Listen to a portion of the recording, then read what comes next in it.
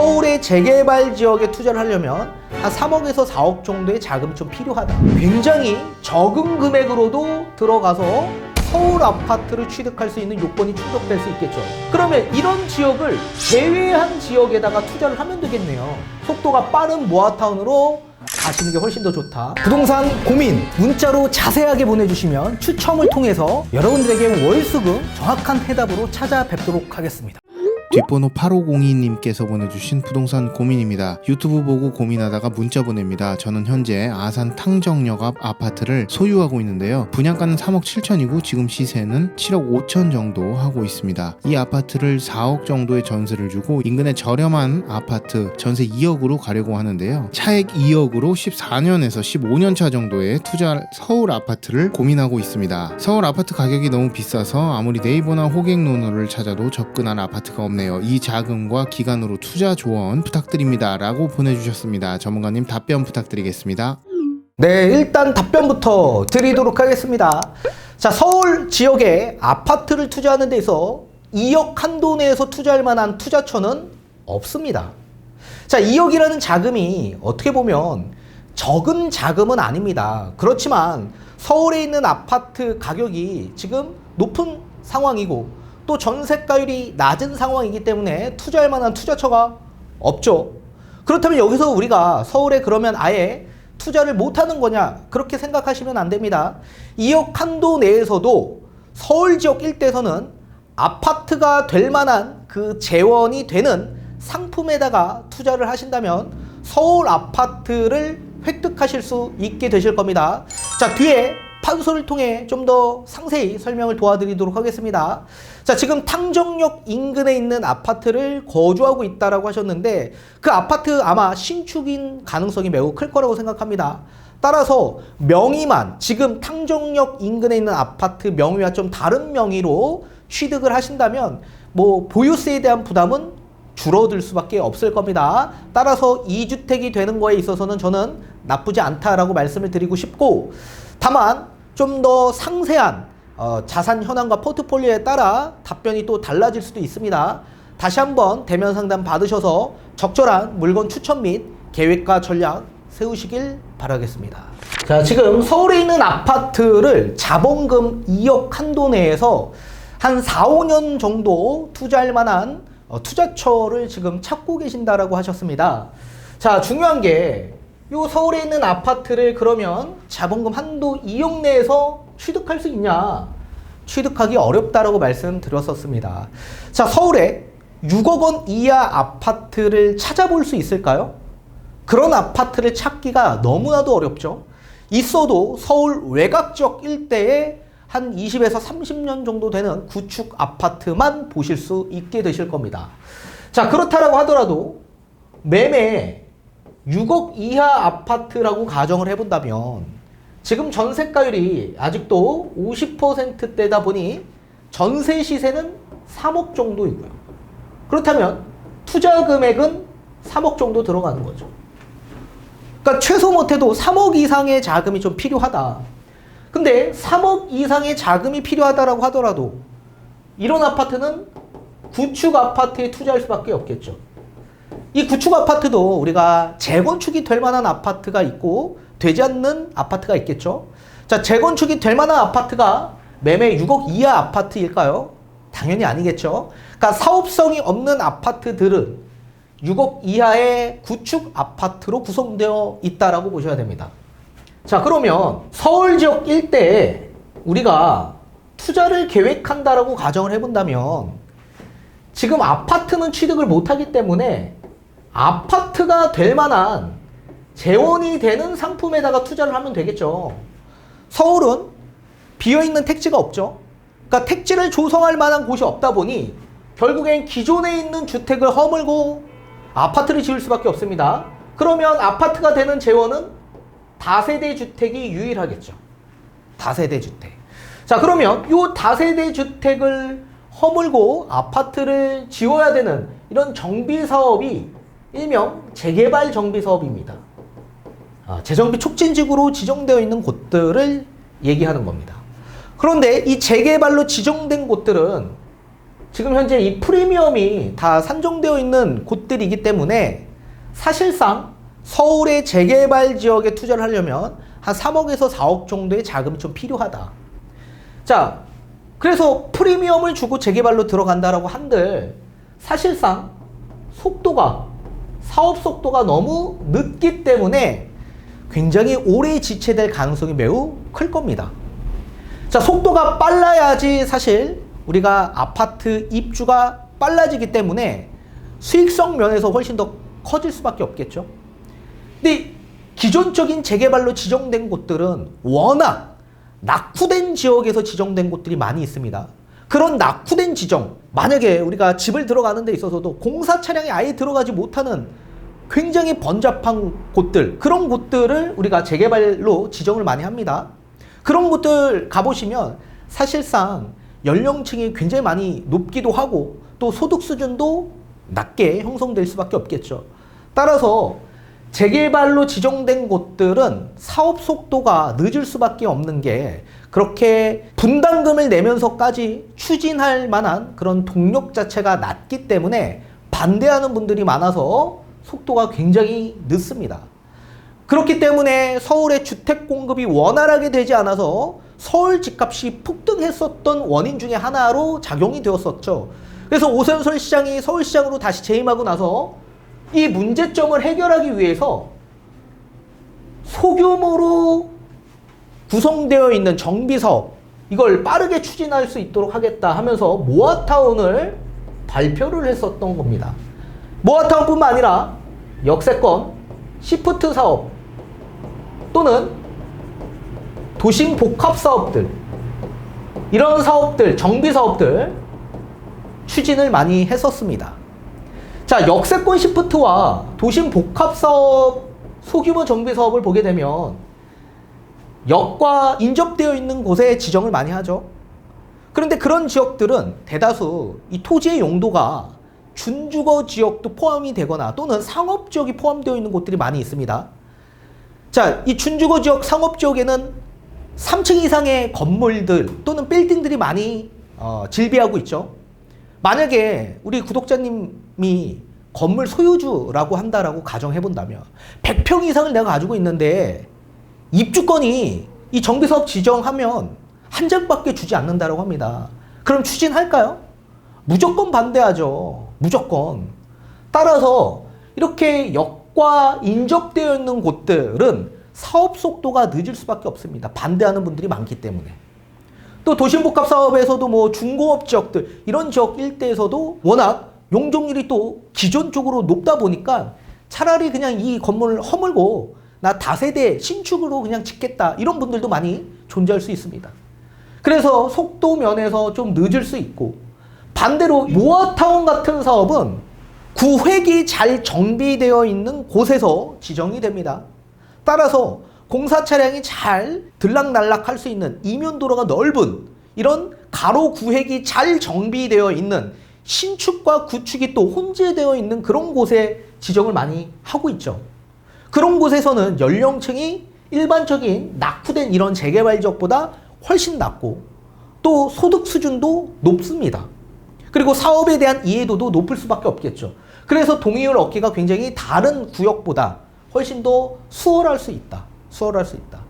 따라서 지금 모아타운 시범사업단지로 지정되어 있는 곳이 있습니다. 그 가운데 강북구 번동 지역이 있는데 이미 2022년 1월 달에 선정이 되었습니다. 그리고 나서 2022년 7월 달에 사업시행 인가가 났죠. 그러니까 그 지금의 이 모아타운의 사업시행 인가는 관리처분까지 포함되어 있는 인가입니다. 따라서 이제 이주를 앞두고 있고 2026년에 입주를 앞두고 있는 구역입니다. 엄청난 속도로 지금 추진이 진행 중에 있죠. 그리고 분담금도 4억 중반으로 5구 타입 기준에서 분담금이 확정이 되었는데 뭐 시간이 지나면 분담금이 또 높아질 수도 있겠지만 지금 기준에서 본다면 분담금이 거의 없는 수준이다.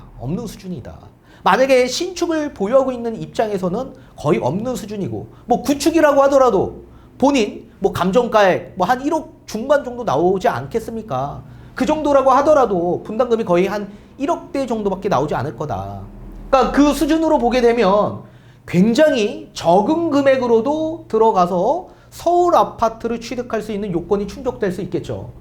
자, 그런데 우리 구독자님은 지금 4년에서 5년 정도 투자 계획을 세운다. 그러면 4, 5년 뒤에는 양도를 하고 빠져나와야 할 텐데, 대다수 이런 재개발, 재건축 또는 모아타운 같은 이런 소규모 정비 사업 같은 경우에는 이 조합원 지위 양도 금지라는 게 있습니다.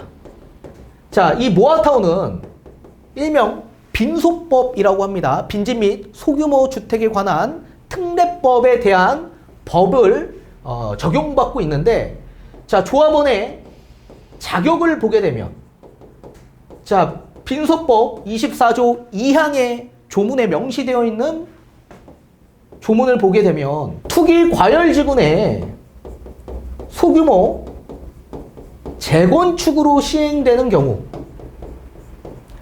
소규모 재건축으로 시행된 경우 조합 설립 인가가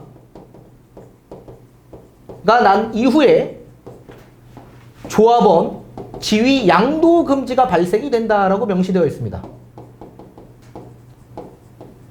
자, 따라서 조합 설립이 난 이후부터는 조합원 지위 양도 금지가 발생되기 때문에 양도 자체가 법적으로 금지되어 있다라고 보셔야 됩니다.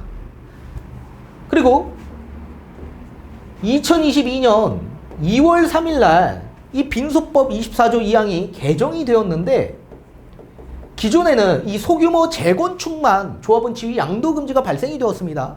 근데 이제 이런 소규모 가로주택 정비구역으로 막 지정된 모아주택 같은 경우, 모아타운으로 다 지정이 되고 있는 상황이죠. 그래서 이 법을 개정을 시켰는데, 여기에 소규모로 진행되는 재개발 또는 가로주택 정비 사업, 이런 가로주택 정비 사업 같은 경우 포함시키겠다라고 법을 개정했습니다. 그리고 부칙을 보게 되면 공포한 날로부터 6개월이 경과된 이후에 시행된다라고 했거든요. 따라서 6개월이 경과된 이후 2022년 8월 4일 이후부터는 조합원 지위 양도 금지가 발생이 된다. 그러면 우리 구독자님 입장에선 지금 투자 목적으로 들어오신 건데, 4, 5년 뒤에 나는 투자했다가 양도하고 빠져나올 생각으로 있는데, 법이 어떻게 됐습니까? 요 소규모 만약에 모아타운으로 들어가게 되면 2022년 8월 4일 이후부터는 조합원 지위 양도 금지가 발생이 돼서 양도 자체가 불가능하기 때문에 양도가 안 될 수 있다, 이렇게 해석할 수 있겠죠. 자, 그런데 여기에 뭐라고 명시되어 있습니까? 제가 투기 과열지구내 조합 설립이 난 이후 조합원 양도 금지가 발생이 되는데, 모아타운 같은 경우에는 2022년 8월 4일 이후에 조합 설립이 난 이후 조합원 양도 금지가 발생이 되는 겁니다. 조합원 양도 금지. 그러면 만약에 투기 과열지구내라고 지정이 된 곳들을 피하면 되는데, 강남 3구와 용산 지역 일대, 이런 지역은 지금 현재 아직도 투기 과열지구로 지정이 되어 있는 곳들입니다. 그러면 이런 지역을 제외한 지역에다가 투자를 하면 되겠네요. 그래서 용산과 강남 3구를 제외하고 모든 지역들은 어떻게 합니까? 언제든지 양도가 가능하다.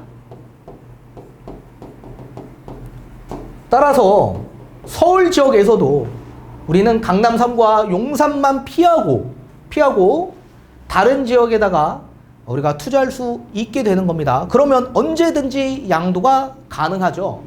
자, 이 빈소법 24조 2항에 따라서 제외되는 예외 요건이 또 따로 있습니다. 무조건 조합원 지위 양도 금지가 발생되는 건 아닙니다. 뭐 누군가는 강남 3구나 용산 지역에 또 투자하시는 분들도 있을 수 있겠죠. 다만 이 5가지 조항에 해당되시는 분들은 제외될 수가 있는데, 일단 첫 번째는 뭐 근무상의 형편에 따라 세대용 가운데 만약에 지금 해당 사업단지 이외에 시나 도나 아니면 군으로 이사를 계획하는 분들, 또는 질병 아니면 취약, 결혼으로 인해서 다른 지역으로 이사가 진행될 경우, 그럴 경우에는 제외시켜 주겠다라고 명시되어 있습니다. 그리고 두 번째, 세대원 모두가 해외로 이주하는 경우, 또는 2년 이상 해외에 체류하게 되는 경우, 또는 상속주택을 받았을 때 그 상속주택으로 세대원 전체가 전부 다 이전하는 경우, 그리고 네 번째, 1세대 1주택자 가운데서도 5년 보유, 3년 거주하신 분들, 그런 분들도 언제든지 양도가 가능합니다. 또 그뿐만 아니라 조합 설립 인가가 난 시점에서부터 2년 이내에 사업시행 인가 신청이 되지 않았을 경우, 또 사업시행 인가가 난 시점에서부터 착공 때까지 2년 이내 진행되지 않았을 경우, 또 착공에서부터 준공 때까지 3년 이내 진행되지 않았을 경우, 이렇게 총 여러 가지의 이유로 인해서 5가지 이유로 인해서 해당이 되시는 분들은 언제든지 양도가 가능은 합니다. 다만 우리가 투자자 입장이기 때문에 뭐 이 지역에 들어가서 거주를 하지 못하는 경우가 훨씬 더 많겠죠. 그렇기 때문에 이 지역을 제외하고, 이 지역에 거주하시는 분들 아니고서는 이 지역을 제외하고 다른 지역에다가 투자를 계획하시면 된다. 자, 따라서 지금 서울에 있는 아파트는 최소 못해도 3억 원 이상의 투자 자금이 좀 필요하기 때문에 자본금 3억 이하밖에 되지 않는 분들 입장에서는 서울 아파트 투자가 어렵다. 그리고 3억 원 이상 있다고 하더라도 구축 아파트를 볼 수밖에 없다. 그리고 차라리 그럴 거면 서울의 핵심 아파트가 될 수 있는 재원 상품인 다세대 주택에 투자를 하셔야 되는데, 이런 다세대 주택은 재개발 사업이 있는데 재개발은 피가 많이 들어가져 있는 상태이고 속도가 너무 늦다. 그래서 재개발이 아닌 소규모 정비 사업으로 지정되어 있는 뭐 모아타운 같은, 또는 뭐 역세권 시프트 도심 복합 사업이 있는데, 또 해당 역세권 주변 일대는 준주거 지역, 상업 지역이 많다 보니까 그런 지역에서는 속도가 너무 늦을 가능성이 있기 때문에 속도가 빠른 모아타운으로 가시는 게 훨씬 더 좋다. 다만 모아타운에서도 언제든지 조합원 지위 양도가 가능한 지역인 강남 3구와 용산을 제외한 그런 지역에다가 투자를 하시게 된다면, 우리는 일단 속도가 빠르기 때문에 4, 5년 안에 혹여나 아파트가 될 가능성도 있고요. 번동처럼. 또는 만약에 시간이 지체가 된다라고 하더라도 우리가 4, 5년 뒤에 언제든지 프리미엄을 받고 양도를 계획하실 수도 있죠.